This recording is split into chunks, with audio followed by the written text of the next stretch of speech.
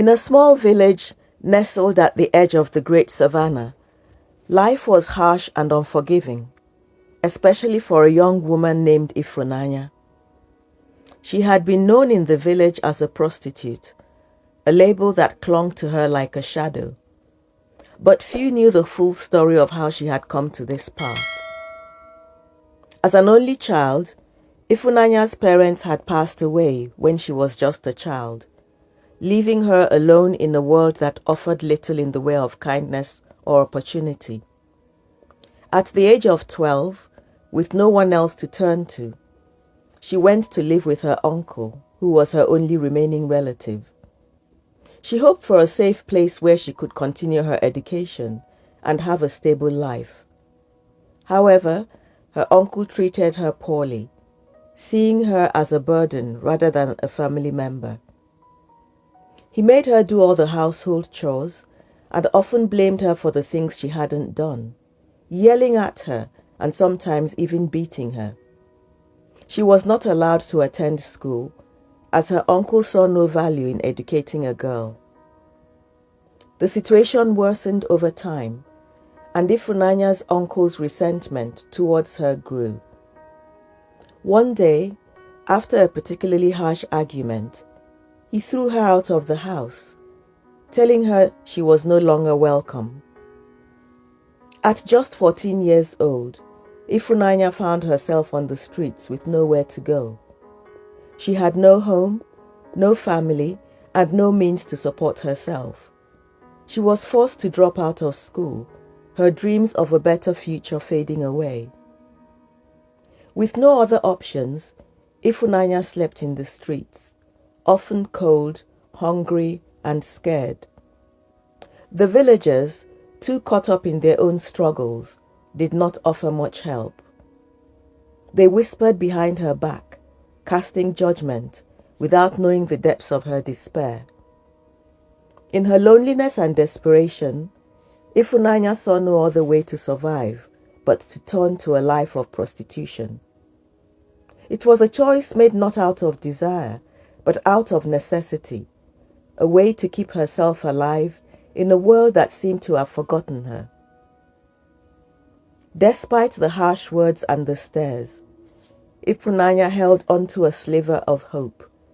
She dreamed of a different life, a better future where she could be free of her circumstances. But as the days turned into years, that hope began to fade. The village offered no escape, no opportunity to start anew. Every day was a struggle, a reminder of the life she never wanted. Feeling trapped, Ifunanya knew she had to make a change. She decided to leave the village and seek a new life in the city, where she hoped she could start over, even if it meant continuing as a prostitute. With her few belongings packed, she set off, determined to find a better life, no matter the cost. The city was a place unlike anything Ifunanya had ever seen. The streets were filled with people, and the air buzzed with the sounds of life and movement. Tall buildings loomed over her, and she felt a mix of excitement and fear as she navigated her way through the crowded avenues. Here, she thought, she might find the freedom and opportunity that had eluded her in the village. But the city was not without its challenges. At first, Ifunanya struggled to survive in the new environment. She had no place to sleep and spent her nights wandering the streets, searching for somewhere safe. Eventually, she found an uncompleted house that offered some shelter from the elements. It wasn't much, but it was a place where she could rest her head at night. She stayed there for several days, hiding whenever she heard footsteps, fearful of being discovered. One day, her fears came true when the owner of the house found her there. He was initially angry, demanding that she leave his property immediately. But as he looked at Ifunanya more closely, he noticed her curvy structure and striking appearance, even in her worn-out clothes. His anger gave way to a second thought. Perhaps she could be more valuable in another way. He decided to offer her a chance to change her life, but not in the way Ifunanya had hoped. He introduced her to a woman who ran a network of call girls, seeing an opportunity to profit from her looks. The woman, known as Madame Ngozi, saw potential in Ifunanya and took her under her wing. She bought Ifunanya new dresses, transforming her appearance, and brought her to a beautiful apartment where other call girls lived. It was a world far removed from the streets, and the uncompleted house, filled with luxury, but also the heavy reality of a life she hadn't chosen. Ifunanya had no other options, and feeling trapped once again, accepted this new life. As Ifunanya continued her work as a call girl, she met people from all walks of life, some kind, others cruel. One night, she met a man named Chijioke, a well-dressed, charismatic figure who treated her with a kindness she hadn't known in years. Unlike other clients, Chijioke took the time to talk to her and learn her story. They spent a night together, but what began as a transaction turned into something more. Chijioke was moved by Ifunanya's story and saw in her a desire for a different life. Recognizing her potential and wanting to help her, Chijioke encouraged Ifunanya to continue her education, something she had always dreamed of but never thought possible. He paid for her to enroll in school, providing her with the books and supplies she needed. Ifunanya, for the first time in years, felt a glimmer of hope. She began to see a future where she could be more than what life had forced her to become. As time went on, Chijioke found himself increasingly drawn to Ifunanya. His feelings for her grew stronger with each encounter, and he realized he was in love with her. He wanted more for her than the life of a call girl and decided to take action. He approached Madame Ngozi to negotiate Ifunanya's release, asking for her freedom so that she could start a new life without the shadows of her past. Madame Ngozi, seeing the depth of Chijioke's feelings and recognizing an opportunity, demanded a substantial amount of money to let Ifunanya go. Determined to give Ifunanya a chance at a better life, Chijioke paid the hefty sum, securing her release from the life she had been trapped in. Now free from Madame Ngozi's control, Ifunanya was able to focus on her studies and began to rebuild her life. She moved in with Chijioke, who provided her with a safe and supportive environment. Ifunanya was overwhelmed with the gratitude for Chijioke's generosity and care, and her feelings for him deepened. She saw in him not just a benefactor, but a kindred spirit who genuinely cared for her well-being and wanted to help her achieve her dreams. Together, they embarked on a new chapter, filled with hope and the promise of a better future. Moving into Chijioke's grand house, Ifunanya entered a world she had only ever dreamed of. The house was large, filled with beautiful furniture, expensive art, and the kind of comfort she had never experienced. Chijioke lavished her with gifts, from fine clothes to exquisite jewelry. For the first time in her life, Ifunanya didn't have to worry about where her next meal would come from, or whether she would have a place to sleep. She could relax and enjoy her new surroundings, far removed from the struggles of her past. Despite the luxury, a small part of Ifunanya remained wary. She knew this new life could be as fragile as a flower in the desert. She wondered why Chijioke, who could have anything he wanted, would choose to be with her. Yet, she pushed those thoughts aside, choosing instead to focus on the present. For once, she felt cared for, valued, and protected. However, the longer Ifunanya lived with Chijioke, the more she noticed little things that seemed off. There were phone calls he would take in another room, speaking in hushed tones. Sometimes he would leave suddenly and return late at night with no explanation. Although she enjoyed the luxuries he provided, she couldn't shake the feeling that Chijioke was hiding something from her. Her suspicions grew, but Chijioke's reassurances and the comfort of her new life made her ignore the signs. Ifunanya wanted to believe that her past was finally behind her and that she had a chance at happiness.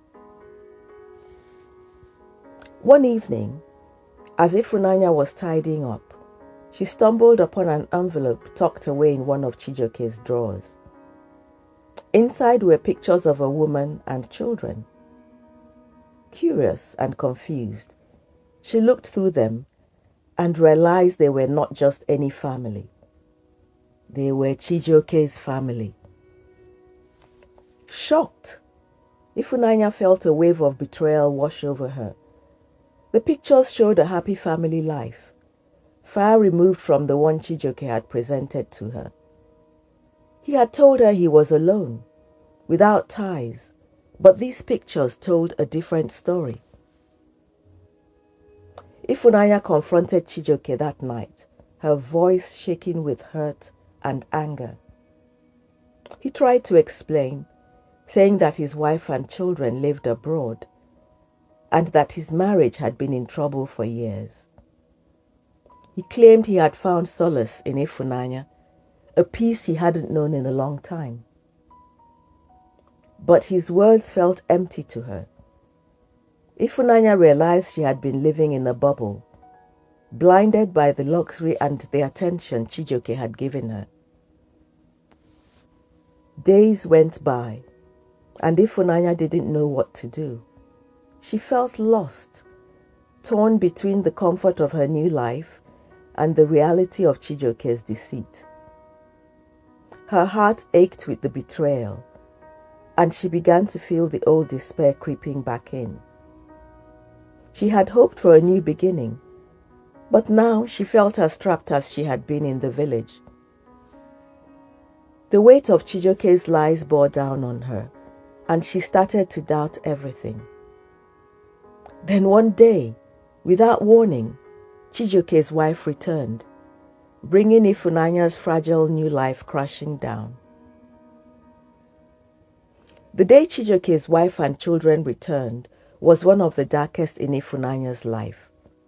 She felt a chill in the air as they walked through the door, a stark contrast to the warmth she had felt when she first moved in. Chijioke, panicking and at a loss for words, hurriedly told Ifunanya she had to leave. His tone was firm, and his eyes were filled with a mixture of fear and urgency. He pleaded with her to understand, but Ifunanya felt nothing but a deep, numbing sadness. Without any other choice, Ifunanya packed her belongings, tears streaming down her face. She was not just leaving a house. She was leaving behind a dream that had turned into a nightmare. As she stepped out into the cold city streets, she felt more alone than ever before. Her heart was heavy with the pain of betrayal, and she wandered, lost in her thoughts. The city that once seemed full of possibilities now felt like a cage, closing in on her from all sides. Overwhelmed by her emotions and the weight of her circumstances, Ifunanya found herself on a bridge, staring down into the dark waters below. She felt utterly alone, abandoned by the man she thought cared for her, and by the world that seemed to have no place for her. The pain was too much to bear, and in her despair, she considered ending her life. But just as she was about to take that final step, a voice called out to her, pulling her back from the edge. As Ifunanya stood on the edge, contemplating the end, she felt a gentle hand on her shoulder. Startled, she turned to see a man with kind eyes looking at her with deep concern. His name was Obinna, and he had been passing by when he noticed Ifunanya standing dangerously close to the edge. Without hesitation, he reached out to her, speaking softly and reassuringly, coaxing her away from the brink. Ifunanya, too exhausted to resist, allowed herself to be led away from the bridge. Obinna took her to a nearby cafe, where he bought her a warm drink and listened as she poured out her heart. She told him everything: her life in the village, her move to the city, and her betrayal by Chijioke. Obinna listened patiently, his eyes never leaving hers, nodding as she spoke. He didn't judge her or offer empty platitudes. He simply listened and let her express all the pain and sadness that had been bottled up inside. Obinna then shared his own story. He had also been through difficult times, nearly ending his life after a failed marriage and years of hardship. But a friend had introduced him to a church where he found a sense of community and purpose. He spoke of how his faith had given him hope and helped him rebuild his life. Ifunanya listened, finding a small glimmer of hope in his words. For the first time in a long while, she felt like someone understood her pain, not just superficially, but deeply. Obinna offered her a place to stay for the night, assuring her that she wasn't alone. Staying with Obinna was a turning point in Ifunanya's life. He was patient and kind, giving her space to heal, while offering a steady hand to guide her through her darkest moments. He didn't push her to talk about her past or pressure her into anything. Instead, he showed her small acts of kindness that slowly rebuilt her trust in people. He invited her to church, where she was met with open arms and acceptance. Ifunanya was hesitant at first, unsure if she could fit into this new world. But the warmth of the community slowly won her over. At the church, Ifunanya found solace in the messages of forgiveness and redemption. She began to feel a sense of peace that had eluded her for so long. The church members welcomed her without judgment, seeing her not for her past, but for who she was now, a woman looking for a fresh start. Ifunanya began to open up, sharing her story with others, and in doing so, she found a sense of release and relief. Obinna and Ifunanya grew closer during this time, bonding over their shared experiences of pain and recovery. Ifunanya saw in Obinna a strength and kindness that she admired, and she felt her feelings for him deepen. Obinna too felt a connection with Ifunanya that went beyond anything he had experienced before. He admired her resilience and the kindness she still showed, despite all she had been through. As they spent more time together, their friendship blossomed into love. As their bond grew stronger, Ifunanya and Obinna found comfort in each other's presence. They spent long hours talking and sharing their hopes, dreams and fears. For Ifunanya, Obinna represented a new beginning, a chance to love and be loved without the shadows of her past weighing her down. She had never felt this kind of genuine love before. Love that was patient, understanding, and unconditional. Obinna saw Ifunanya for who she truly was, beyond her past and her mistakes, and he loved her all the more for her strength and courage. One day, Obinna took Ifunanya to a beautiful spot overlooking the city, a place that had become special to both of them. With the sun setting behind them, casting a warm glow over the landscape, Obinna got down on one knee and asked Ifunanya to marry him. Tears filled her eyes as she realized that she had finally found someone who loved her for who she was, not for what she could offer or what she had done in the past. She said yes, and they embraced, feeling a sense of joy and completeness they had both thought they would never find. Their wedding was a simple yet beautiful ceremony, attended by friends from the church and a few close acquaintances.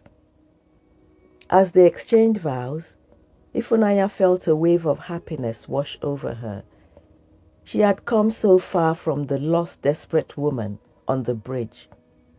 Now, she was surrounded by love, starting a new chapter with a man who truly cared for her.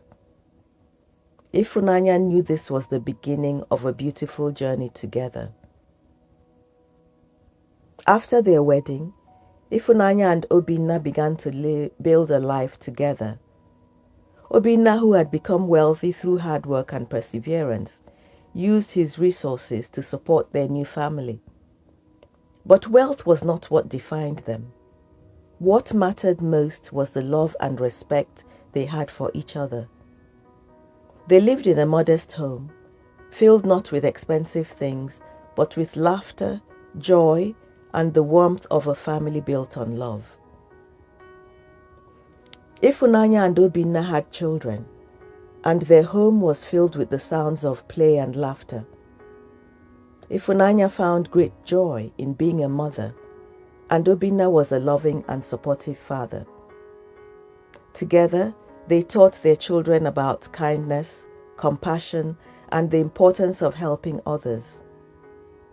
Ifunanya in particular was passionate about teaching her children to be understanding and non-judgmental, drawing from her own experiences of being misunderstood and judged. But Ifunanya did not forget her past, or those still trapped in situations like the one she had escaped. She used her newfound stability and resources to start a charity dedicated to helping women in difficult circumstances. She wanted to offer them the same second chance she had been given, providing them with the support, education, and resources needed to build a new life.